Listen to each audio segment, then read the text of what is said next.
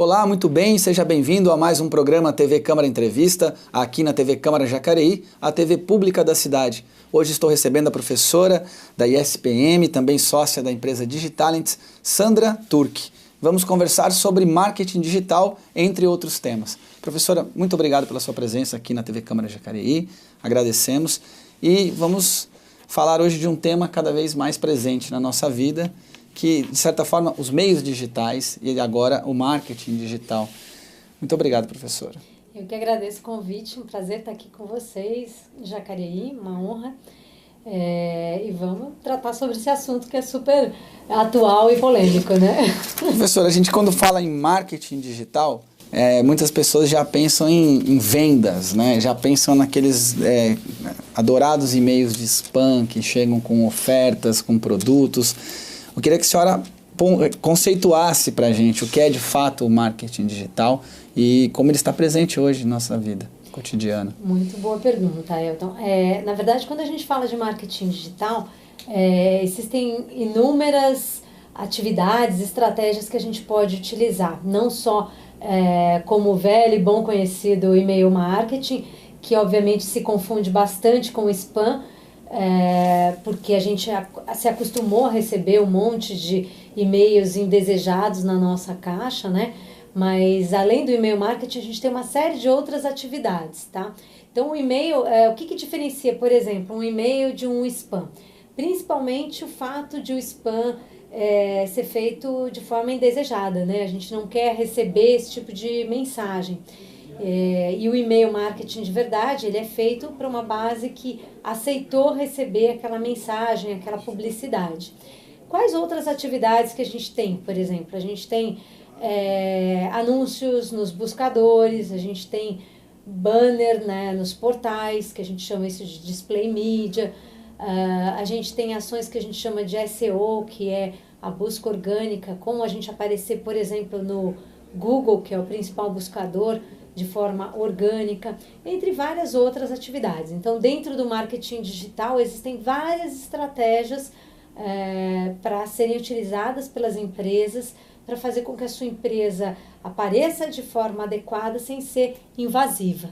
A gente está trabalhando, então, tem esse conceito de fidelização do público, né? Porque você pode escolher receber as informações daquela empresa ou de uma autoridade, um órgão público.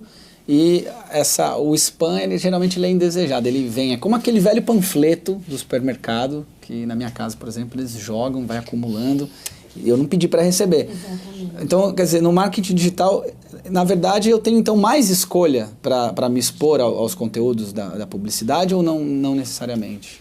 O que a gente costuma dizer é que no marketing digital existe, por exemplo, pelo lado de quem recebe, né, você pode de alguma forma optar sim por receber, e do lado de quem emite a propaganda, digamos assim, você tem como segmentar e acertar melhor o seu alvo, né? Como a gente tem como ser mais assertivo naquilo que a gente está fazendo. Então, seja uma empresa ou, por exemplo, uma campanha política, né? Você tem como chegar mais próximo daquele seu objetivo, do seu público-alvo.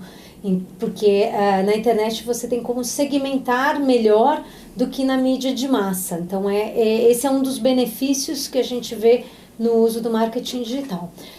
Do lado do público, quando a gente fala que você pode, de alguma forma, selecionar, é porque, por exemplo, se você receber uma mensagem não desejada, você simplesmente não abre, não vê, né? Se você viu um banner que não te interessa, você muda de tela. Quer dizer, você não precisa necessariamente abrir aquela mensagem, olhar para aquele vídeo, você tem como escolher o que você vai ver ou não.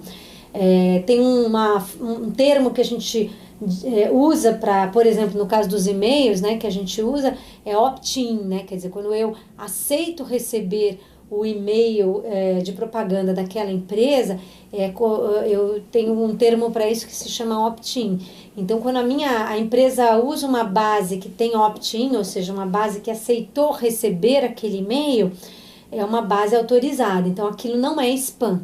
Então, isso já não é considerado uma base como fazer spam. Agora, de um lado, então, você tem como fazer o uso melhor de quem quer receber a sua publicidade e de quem está recebendo também. Você tem essa facilidade, que eu não quero ver isso, então eu pulo, não vejo aquele vídeo, não abro aquele e-mail. Então existe um pouco menos de invasão do que, por exemplo, quando você está assistindo um filme no cinema, está sentado ali, você tem que assistir o que está passando na tela, né? Ou no YouTube, né? Que é uma coisa que a gente, durante muito tempo, usávamos o YouTube. Hoje, a publicidade do YouTube, muita gente não gosta. Mas é uma plataforma gratuita. Mas não tem até como pular aquele comercial. anúncio também, né? Mesmo no YouTube você também tem essa escolha. Se você pensar no cinema, por exemplo, você não tem como pular a publicidade que vem antes do cinema. Mas você né? come pipoca nessa hora. Você come pipoca, conversa com seu amigo. Professora, uma coisa que a gente vê muito, se fala do marketing digital, mas a gente também pode pensar no marketing aplicado ao meio digital, né? Na verdade, tem alguns conceitos que a internet ou a tecnologia, na verdade, ela atualiza algumas coisas que já existiam.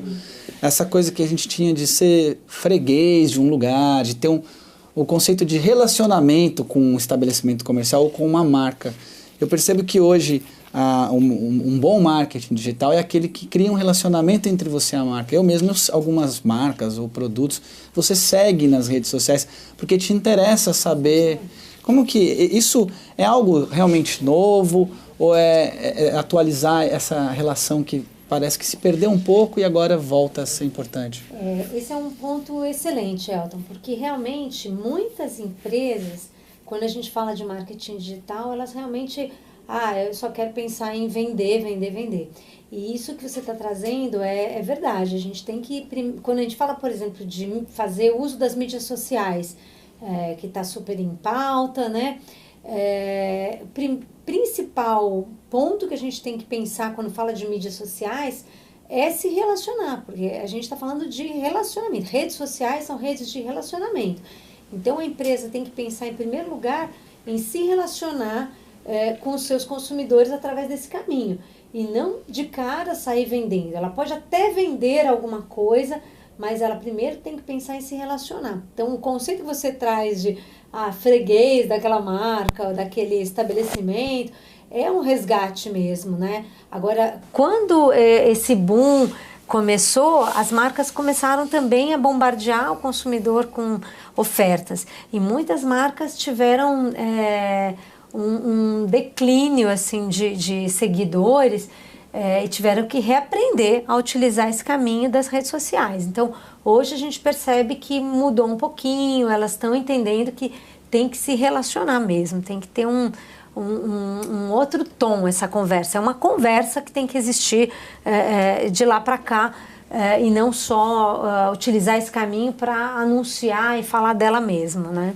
Porque, por um lado, hoje é quase impossível uma empresa não estar presente, né, nesses meios eletrônicos, não ter um site, um Facebook. É uma necessidade mesmo do próprio mercado. Mas isso também gera uma demanda. Você precisa interagir com esse público e você precisa interagir rápido, né? Eu lembro que você tinha um problema, você ia lá na loja. Né? Nós vivemos um outro tempo com uma outra velocidade. E nem todas as empresas conseguem, não basta estar presente, né? Uhum. Eu sei que não tem fórmula de sucesso, mas o que uma empresa deve estar atenta minimamente, professora, para estar presente nesse não presencial que é a internet? Começa com um bom planejamento. Então, quando a empresa entende a necessidade de estar presente no mundo digital, ela tem que fazer um planejamento. Primeiro, para saber se ela tem condições de estar presente, porque tem que ter uma estrutura para atendimento, uma estrutura para geração de conteúdo para esse relacionamento.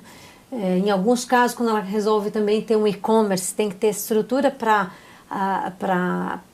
atender. No caso do e-commerce, você tem mais demanda ainda, né? Então, a primeira coisa é começar com planejamento. E muitas vezes, como as empresas não têm esse conhecimento, elas começam com a ação, porque acham que é importante estar lá, porque está na moda, etc, etc.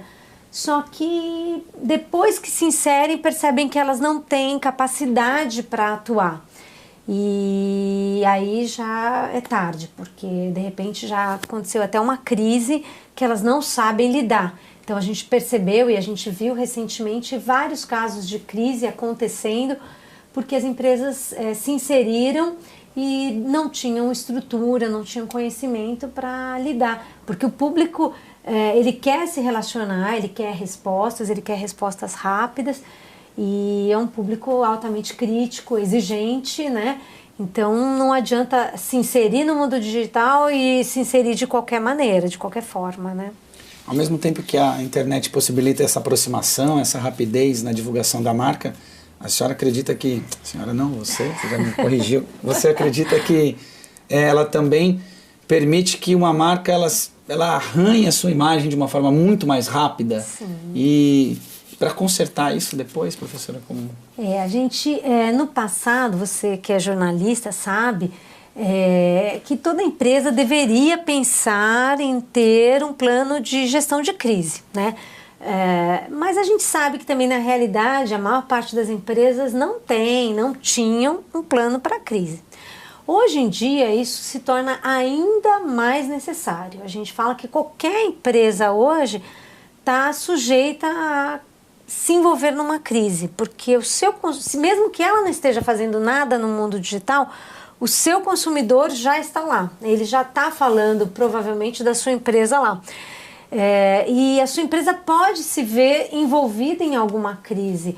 E com a velocidade que as coisas acontecem no mundo digital, essa crise pode se alastrar de forma muito rápida.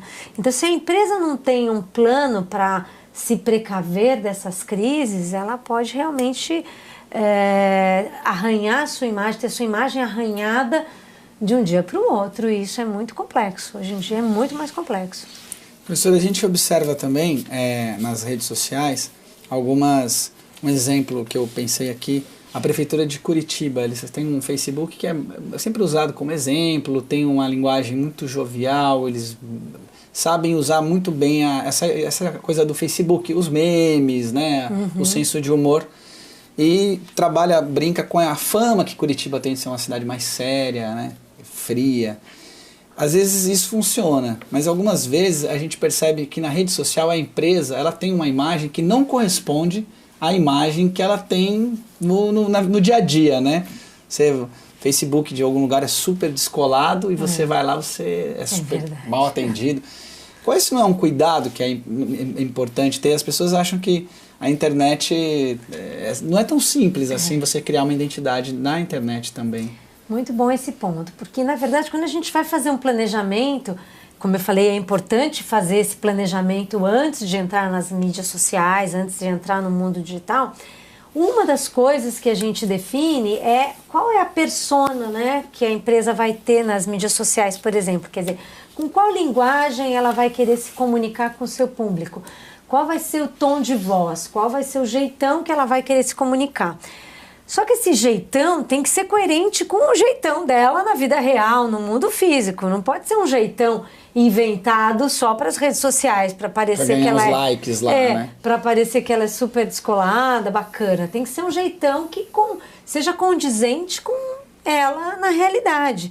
Senão ela vai ter realmente isso que você falou. Ela vai ter um perfil de empresa super agradável, descolada, tal, que não condiz com ela no mundo físico. E a gente tem que entender que hoje essas duas coisas têm que estar super conectadas. Quer dizer, a imagem, a presença da empresa no mundo online com offline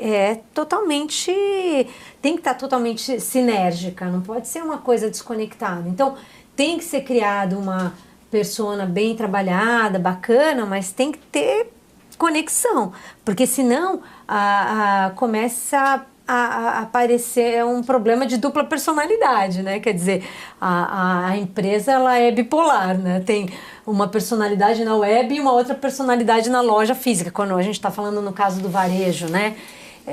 Não que seja o caso desse exemplo que você citou, mas que existe esse tipo de exemplo no mercado. Então, o que a gente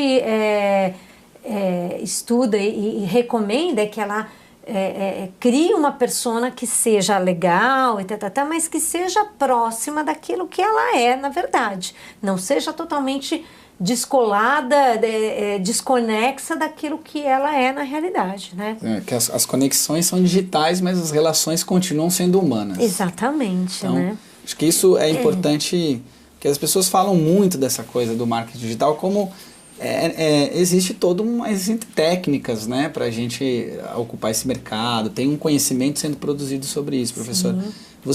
Quem que é o profissional hoje que atua na área do marketing digital? Ele tem uma formação específica ou é mesmo um campo que você precisa parar e aprender sobre ele, analisar a conjuntura? Como é hoje isso? Olha, esse é um ponto que você tocou, que a gente tem sido questionado, porque o profissional hoje que atua no mercado digital, ele vem de várias formações diferentes, né? Você tem pessoas de marketing, pessoas do jornalismo, porque depende em que área do marketing digital ele vai atuar.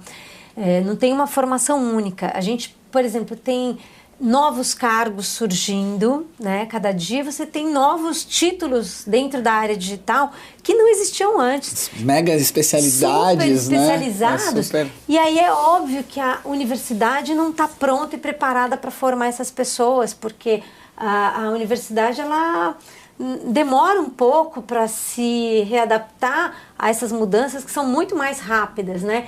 Então, por exemplo, a gente comentou até ontem numa outra entrevista, né? Tem um profissional chamado Bid Manager, quer dizer, traduzindo, né? Um gerente de apostas. Como assim um gerente de apostas, né? Que ele trabalha num mercado muito específico, por exemplo, de mídia programática. É tudo muito novo. Então, você acha que a gente está formando essas pessoas, elas vêm prontas? Não, essas pessoas vão sendo formadas no mercado de trabalho, né? Então, elas vêm de vários setores, vêm do marketing, vêm da matemática, né? Na área de BI, por exemplo, que é Business Intelligence, é uma área super difícil de você ter gente pronta. Normalmente, a gente tem que formar dentro da equipe, porque é uma pessoa que tem que ter conhecimento de marketing, né, mercadológico, e um bom conhecimento de matemática, de estatística. Que faculdade que forma esse cara? Porque são cabeças bem diferentes, né? Marketing e matemática, não tem pronto. Então, são coisas novas, o mercado está mudando e eu acho que assim, quem gosta desses dois setores tem espaço para trabalhar, mas é tudo muito novo. E até entender, né? A gente tem um colega em comum, um profissional também, que é analista de mídias sociais, e ele fala assim, as pessoas acham que meu trabalho é ficar no Facebook. Meu trabalho ele diz que às vezes ele está no Facebook, a pessoa passa como se ele não estivesse trabalhando. E até a questão salarial, né? Quanto ganha um analista de mídias sociais? Ele tem que ganhar igual o jornalista, ele tem que ganhar... Então são campos também profissionais novos, né? O tipo de atuação... Eu lembro, você encontra hoje as faculdades de comunicação social, o aluno vai no laboratório, o Facebook é bloqueado, porque ele ainda é visto como entretenimento ou como lazer, quando na verdade ele hoje é uma ferramenta para o profissional da comunicação, do marketing. Ela é fundamental você saber o que está acontecendo nessa rede para poder transformar isso, ressignificar isso para a sua marca ou para o seu produto, né?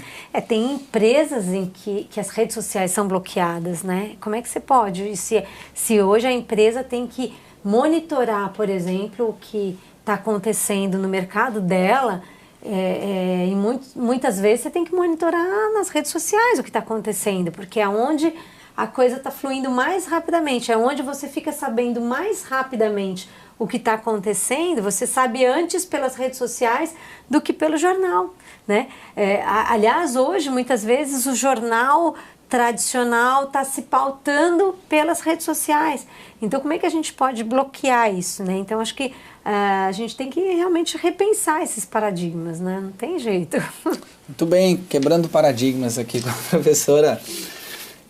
Estamos conversando sobre marketing digital. Vamos para um breve intervalo e voltamos na sequência com o programa TV Câmara Entrevista.